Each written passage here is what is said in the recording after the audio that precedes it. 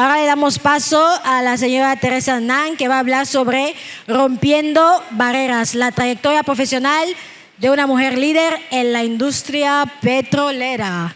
Por favor, pase al escenario.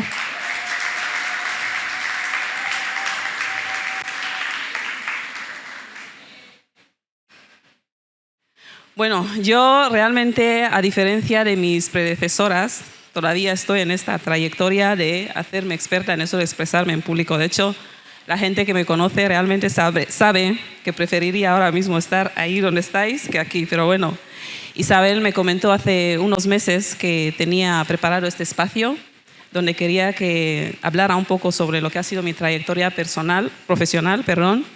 Y bueno, me dije, si es algo que pueda interesar a la gente, bueno, vamos a hacerlo y aquí estamos.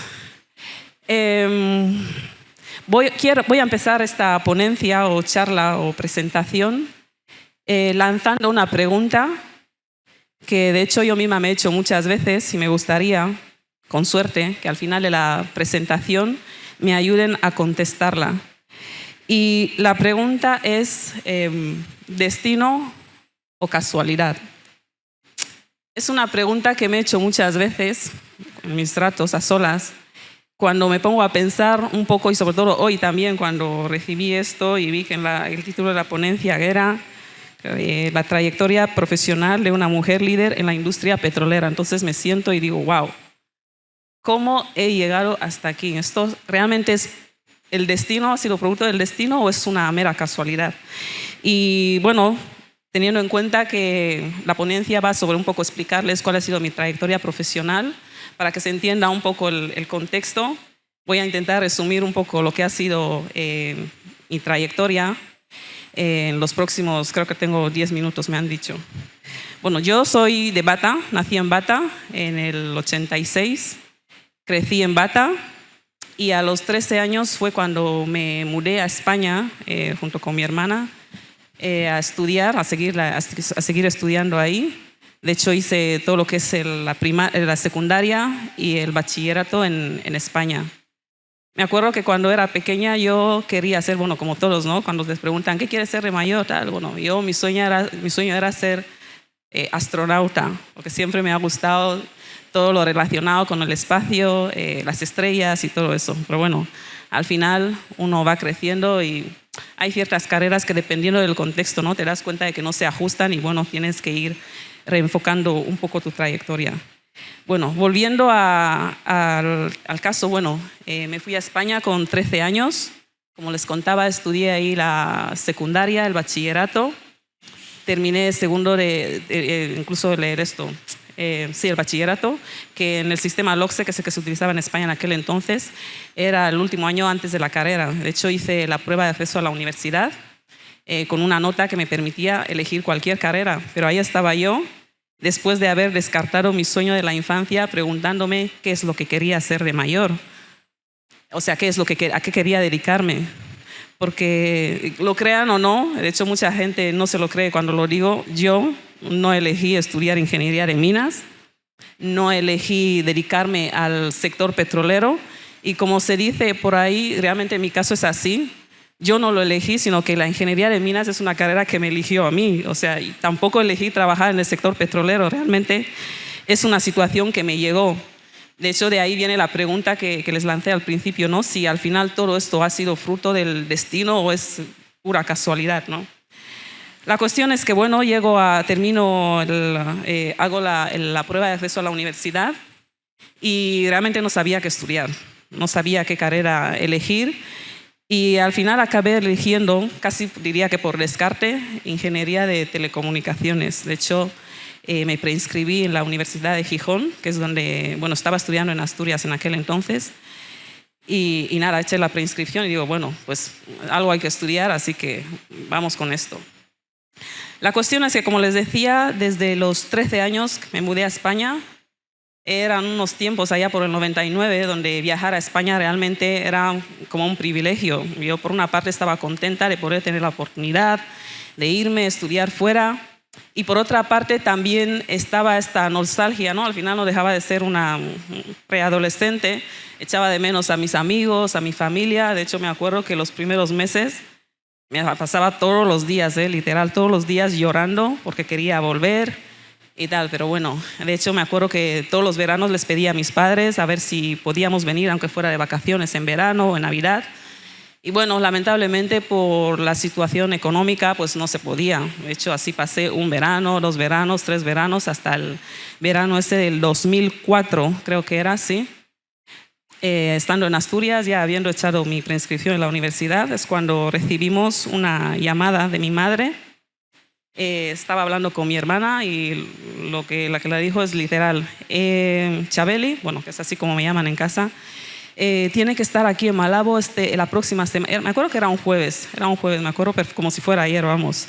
Tiene que estar este domingo aquí en Malabo porque nos hemos enterado que se van a hacer unas pruebas, creo que era el martes siguiente, en Malabo para unas becas que estaba concediendo en aquel entonces el Ministerio de Minas, junto con la empresa Repsol, que en aquel entonces también tenía operaciones petrolíferas aquí.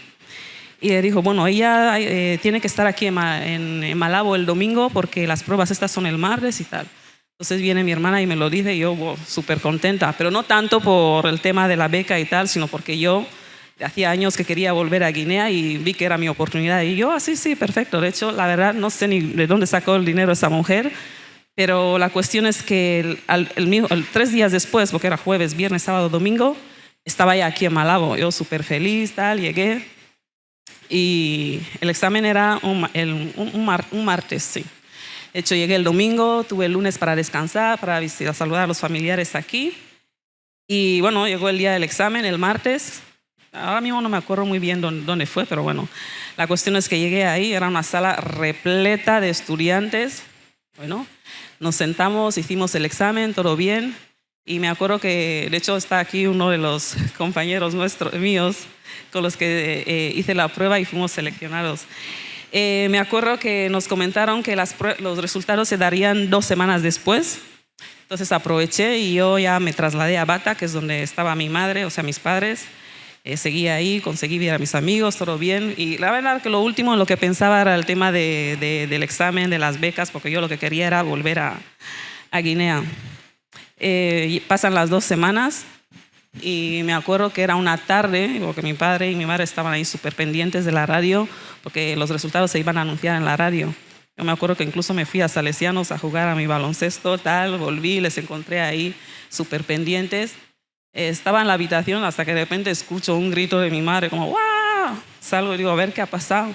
Dice, no, que te han seleccionado para la beca, no sé qué tal.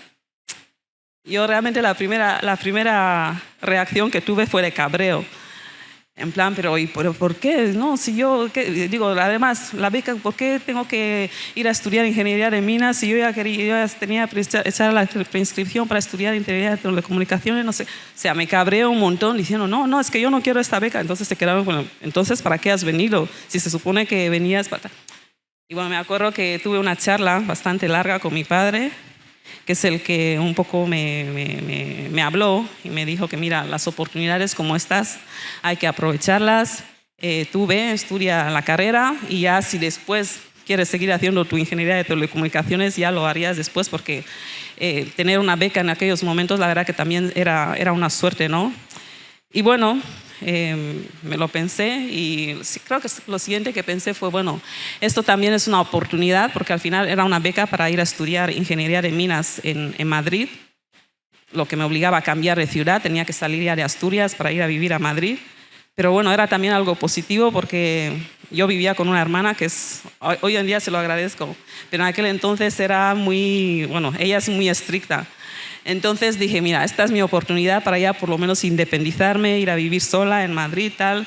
Entonces dije, mira, quizás no sea mala idea eso de la beca, ir a estudiar en Madrid, tal. Así es como en el verano del 2004 salimos de aquí, de Malabo, 7 estudiantes. Entre ellos estaba yo, y era la única chica. Llegamos a Madrid, empezamos la carrera, era ingeniería de minas. Conseguimos acabarla todos en los 3 años de carrera que eran. Y Repsol, que era uno de los patrocinadores de la beca, en aquel entonces daba oportunidad a los 2 mejores estudiantes de la promoción a darles una segunda medio beca, porque no era una beca completa, para hacer una segunda carrera. Entonces fui seleccionada entre esas dos personas y es así como hago la segunda carrera que estudié en España, que fue la ingeniería de energía. De hecho, estudiando, o sea, en esos 2 años, durante esta carrera estuve estudiando de día y trabajando por las tardes con Repsol, porque aparte lo que te daban es, aparte de la media beca, te daban la opción de entrar a trabajar en la compañía, pero como practicante, que igualmente te pagaban. Y así es como conseguí pagarme la segunda carrera.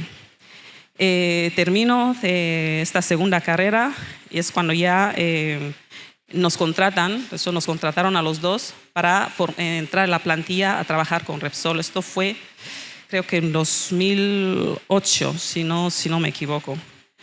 Entro a trabajar con Repsol y bueno, ellos tenían en aquel entonces una política de que a todos los nuevos estudiantes, pues para especializarte en la posición en la que te querían, pues tenías que hacer un máster.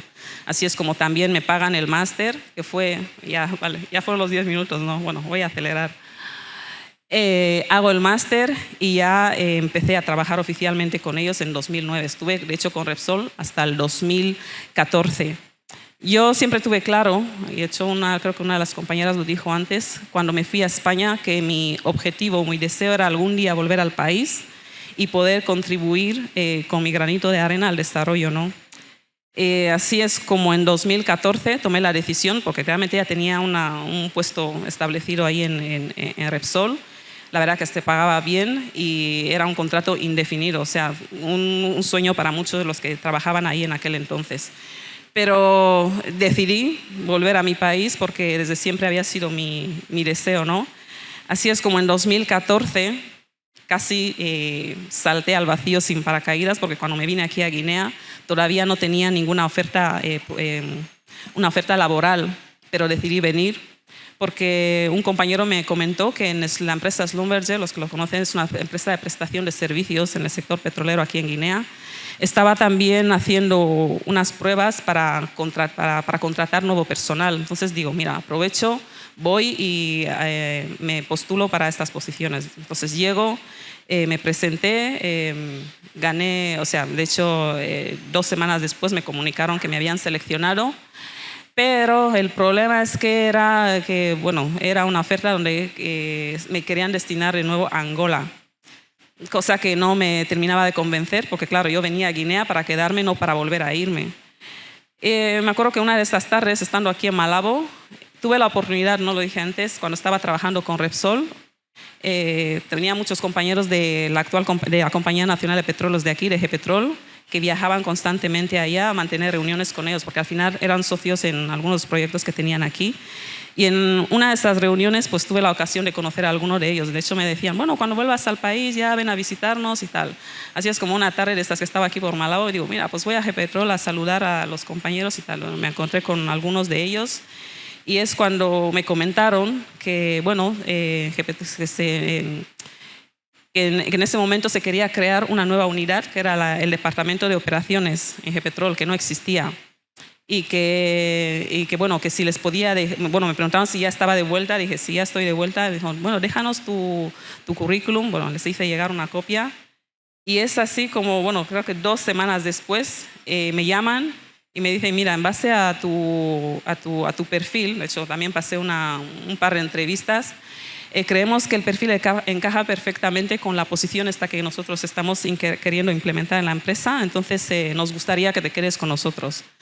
Tengo una compañera, bueno, una amiga que trabajaba ahí, bueno, ella ya les adelantó que mira, no creo que a ella le interese trabajar aquí porque ya tiene su oferta laboral con Schlumberger y la verdad es que era bastante mejor que lo que me estaba ofreciendo GEPetrol en aquel entonces.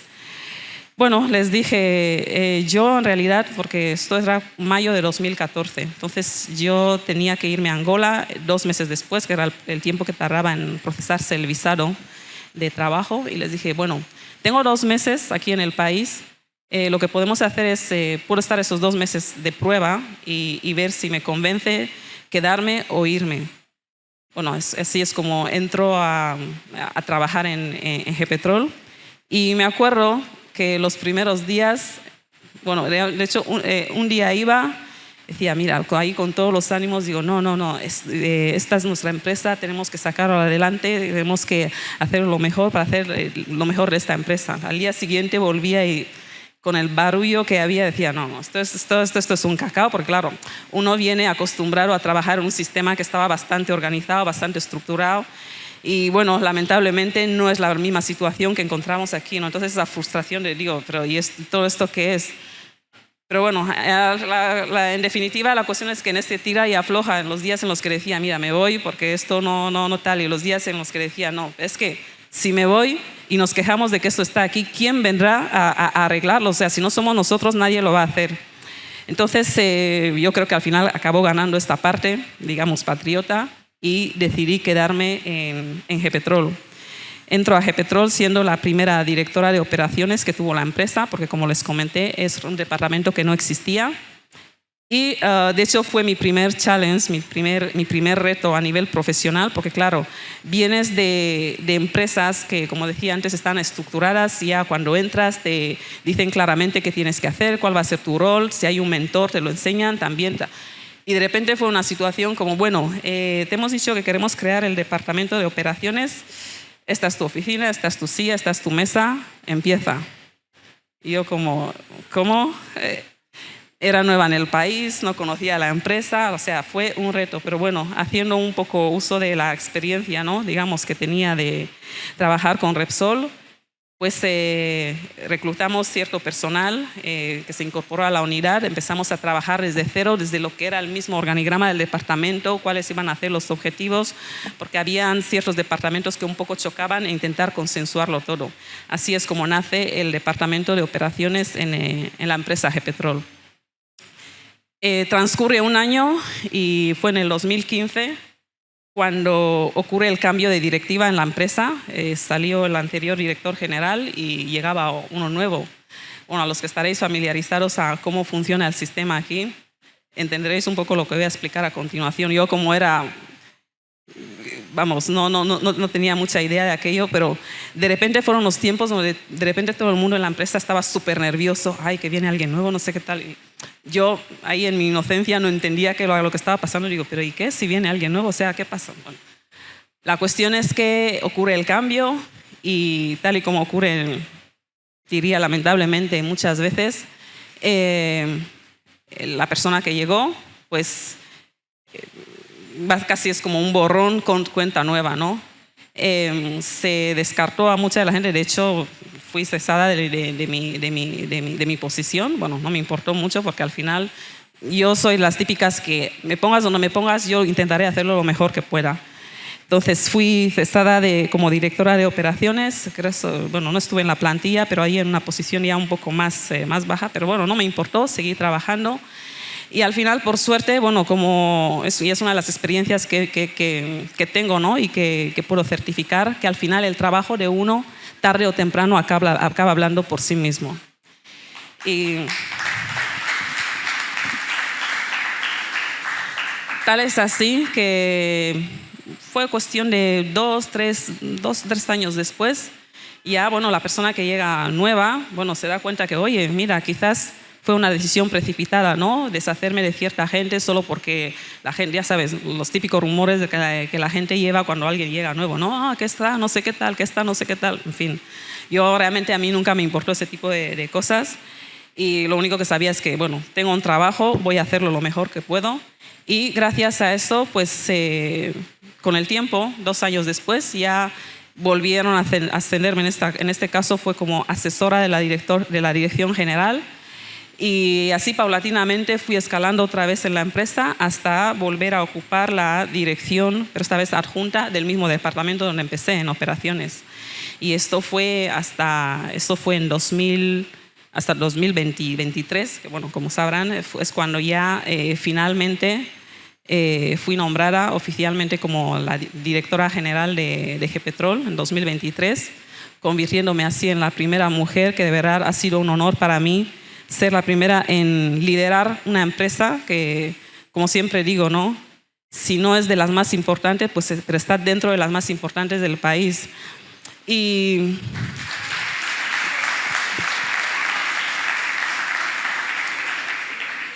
Y sé que quizás mucha gente pensaría, bueno, porque yo cuando llego a ocupar la dirección general ya llevaba en GEPetrol desde 2014 y esto ocurrió en 2023, casi 9 años. Y cualquiera tendería a pensar, bueno, si ya llevaba 9 años en GEPetrol, pero créanme que estar ahí arriba no tiene nada que, o sea, yo me podía hacer una ligera idea, pero estar ahí realmente, o sea, tienes que estar para entender qué es manejar una empresa como GEPetrol.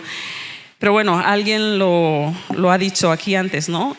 Me acuerdo el primer día después del nombramiento, que fue un viernes, al lunes que tenía que volver, es que no sabía ni por dónde empezar, porque insisto, sí es verdad, yo llevaba en GEPetrol 9 años, pero no es lo mismo estar en un departamento que estar ya manejando toda la empresa, que tiene alrededor de 350 empleados, más sus 1000 empresas mixtas, más sus 1000 participaciones aquí y allá. Y bueno, también es una empresa que ya empezaba a tener esta intercomunicación ya directa, ¿no? con las más altas instancias del gobierno.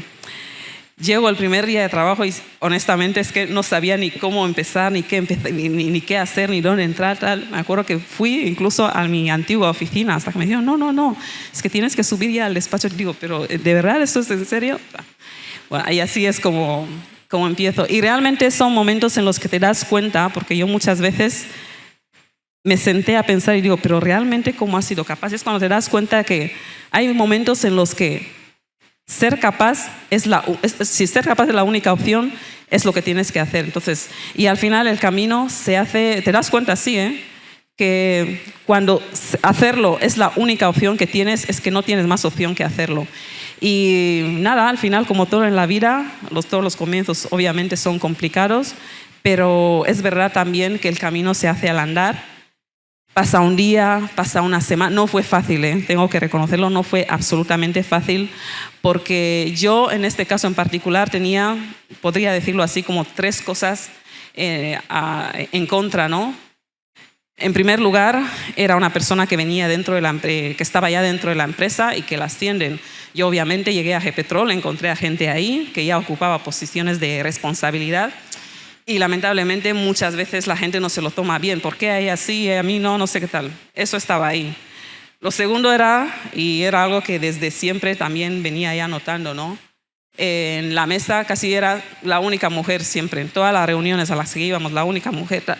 Y en el tercer punto era, la verdad, que la diferencia de edad entre el más joven y yo era bastante notable. Entonces, con estas 3 cosas en contra, ¿no? Por así decirlo, pero yo creo que Lea lo dijo antes, son las cosas que tú tienes que tomar al final como motor, ¿no? Y decir, mira, créeme que no fue fácil, pero tienes que plantarte y decir, mira, si me han dado esta responsabilidad es porque de alguna manera creen y yo creo que lo puedo hacer bien.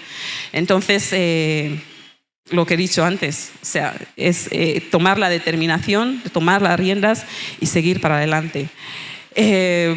Os estoy contando hoy ya que fueron casi 1 año y 8 meses y de hecho podría decir que en la época en la que he estado como directora ha sido una de las más complicadas que ha tenido la empresa. Porque, bueno, muchos conoceréis, hasta antes del año pasado, GEPetrol era una empresa que sí ha estado en el sector petrolero.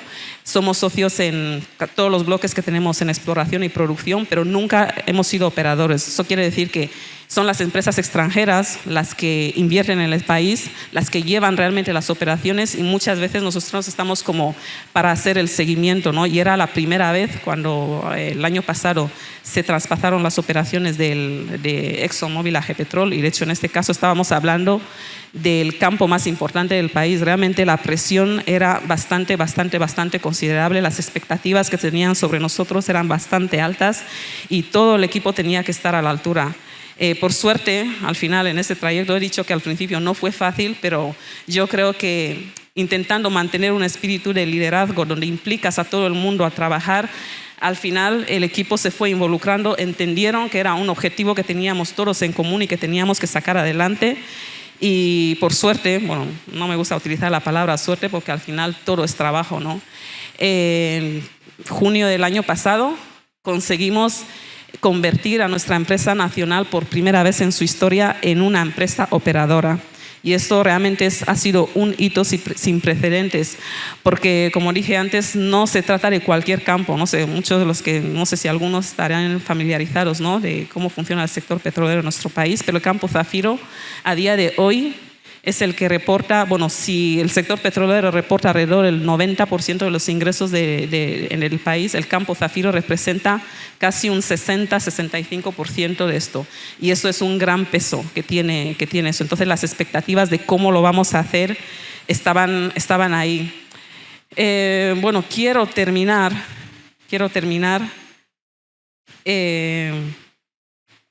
diciendo, y es una experiencia que he tenido durante toda esta trayectoria, que ya lo dije cuando mencioné las situaciones a donde hubo el cambio de directiva. Yo creo que hay dos cuestiones que son muy importantes para todo trabajador o para toda persona que esté en el sector laboral. Y yo siempre lo mantengo, ¿no? Y es una de las características de una persona que se considera líder, y es hacer todo, absolutamente todo, sea lo que te dediques, hazlo con excelencia. Y créanme que al final esto acaba dando resultados, tarde o temprano.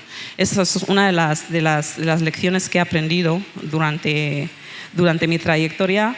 Y lo segundo es, al final, también creo que alguien lo mencionó aquí, es tener la determinación. Si uno mismo cree que puede hacer algo, créeme que no hay nada que les pueda limitar. Hoy soy yo, mañana espero que haya abierto esta puerta para otras muchas jóvenes, otras muchas mujeres que están ahí y creen que hay ciertas posiciones o hay ciertos puestos que solo están reservados o para hombres o para mayores, como creo que lo decía alguien por ahí, que cuando le decía que no, que la política es para niños. No, al final esto es de cualquiera que pueda demostrar que sí, yo puedo hacer esto y lo voy a hacer lo mejor que pueda.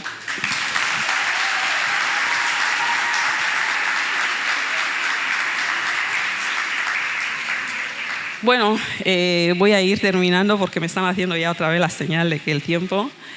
Realmente no sé qué me depara el futuro. Ya les he contado un poco la historia de mi trayectoria profesional y podrán ver que realmente muchas de las veces mi situación actual no ha sido en realidad una decisión, sino quizás cuestiones que han ido surgiendo y me han llevado hacia donde estoy. Pero creo que lo más importante, y no cansaré de repetirlo, es sea lo que sea a lo que te dediques, hazlo lo mejor que puedas. A mí, o sea, el tema de la ingeniería de minas, como lo dije, es algo que ni me apasionaba ni me gustaba, pero oye, mira, es lo que ha tocado, voy a hacerlo lo mejor que puedo y al final acaba dando sus resultados. Dedicarme a este sector tampoco era, digamos, mi sueño de la infancia. Les dije que yo quería ser astronauta, pero es lo que ha tocado e intentando hacerlo lo mejor que he podido y bueno, parece que está dando sus resultados. Entonces, bueno, es repetir una y otra vez. Que la excelencia, hacer bien tu trabajo, sea cual sea, yo creo que es la puerta y es la llave que nos va a abrir el camino para el futuro que cualquiera de nosotros esté soñando. Muchas gracias.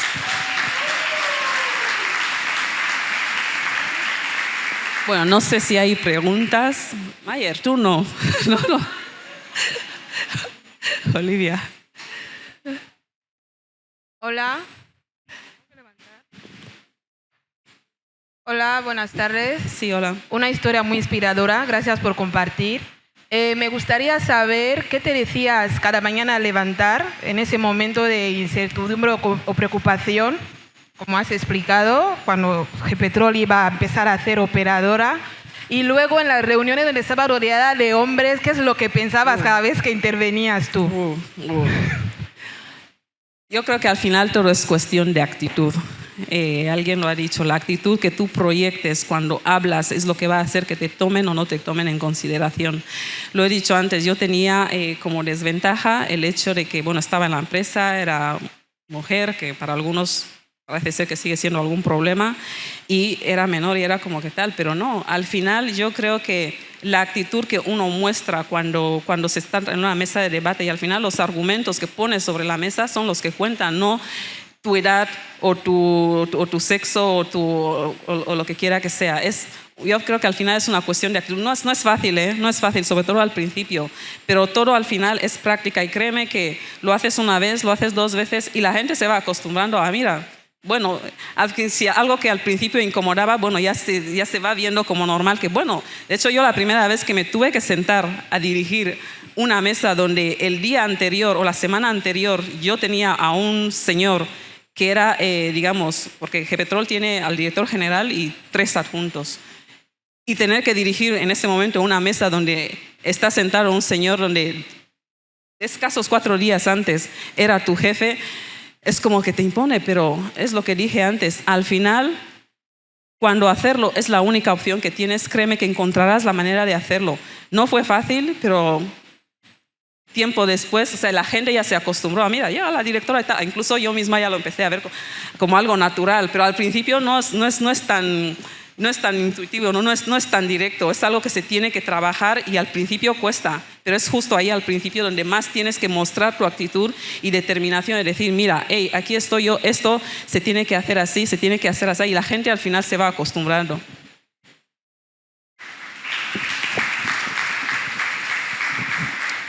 Era Olivia. Tú no. Buenas tardes. Hola. Primero que nada, me ha parecido muy inspirador toda su trayectoria, desde su infancia hasta el estatus actualmente que está sosteniendo. De hecho, al principio de su presentación o de lo que ha compartido con nosotros, nos ha hecho la pregunta de si lo que le ha ocurrido era destino o casualidad.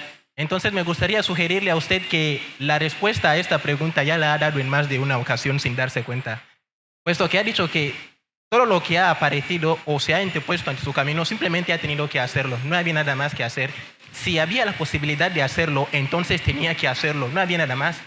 Esa reclamación de excelencia es lo que realmente me ha llamado sobre todo la atención, porque es lo que estoy viendo que más de una vez ha resaltado bastante, el hecho de ser capaz, el hecho de dar lo mejor de sí mismo, importe poco el interés que uno tenga sobre ello, pero realmente eso es lo que creo que deberíamos todos estar enfocados hacia ese atributo, ese elemento que es la excelencia. Sin embargo, mi pregunta sucede después, ya que me ha parecido no solamente interesante, sino curioso que todo lo que ha mencionado lo he visto, he intentado ponerme en sus zapatos y luego pensar, seguramente tiene que ser difícil. Hombre, añadiendo, de hecho, subiendo más la dificultad diciendo que es mujer. Entonces, me gustaría saber, de todo lo que ya ha mencionado, ¿qué es lo que le ha parecido más tortuoso, para no decir extremadamente difícil, a la hora de, sobre todo, entrar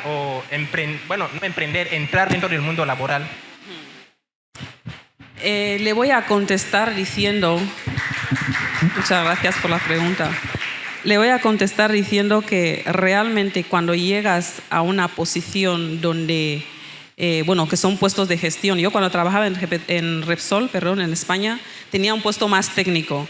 Yo era ingeniero de yacimientos, de reservorios, estaba afectada a una unidad que era la de recuperación terciaria de crudos. Bueno, para darles un poco el contexto, el petróleo se produce por diferencia de presiones natural. Abajo tenemos más presión que arriba, entonces cuando se perfora un pozo, el petróleo fluye naturalmente.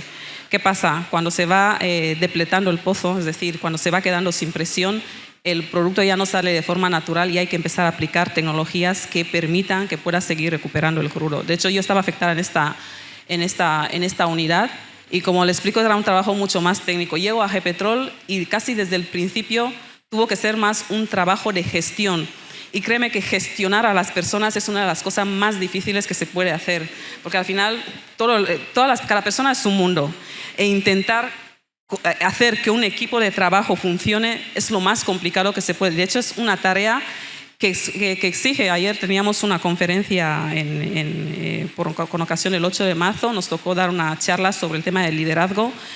Es muy complicado y estaba explicando que no es lo mismo ser jefe que ser líder. Ser jefe es una persona que te han puesto ahí, tienes que mandar a un grupo de personas, pero si no sabes manejarlo, si no sabes sacar el mayor potencial de cada uno de ellos, no puedes conseguir que eso funcione. Entonces, gestionar a las personas realmente es una habilidad que tiene que tener cualquier persona que esté en un puesto de gerencia. Y eso ha sido una de las cuestiones más complicadas porque, insisto, estamos en un entorno donde como decía antes, si cada persona ya es un mundo, aquí más. Verás que y hagas lo que hagas, a nadie, o sea, no a todos les va a gustar, pero tienes que encontrar la manera de implicar a todos para que trabajéis en pro de un objetivo común. Y eso yo creo que ha sido una de las cuestiones más difíciles. Pero una vez que consigues eso, créeme que todo se vuelve mucho, mucho más fácil.